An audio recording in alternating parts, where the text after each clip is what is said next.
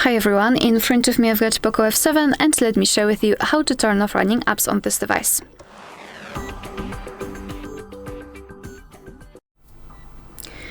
So first of all we have to open the recents, and if you've got the 3-button navigation, simply tap on the button with the square icon or 3 bars icon. And if you've got the gesture, swipe your finger from the bottom to the center of your device and hold your finger somewhere here.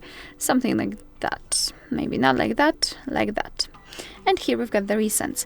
If you want to, you can close them manually one by one just by swiping them to the right or to the left, but to be honest, I highly recommend to tap on this X button right in the middle. And now we just got back, we can enter the recents to check, and here we've got no recent items, which means that we just successfully closed all background apps. Alright, so that will be all. Thank you so much for watching. Please hit the subscribe button and leave the thumbs up.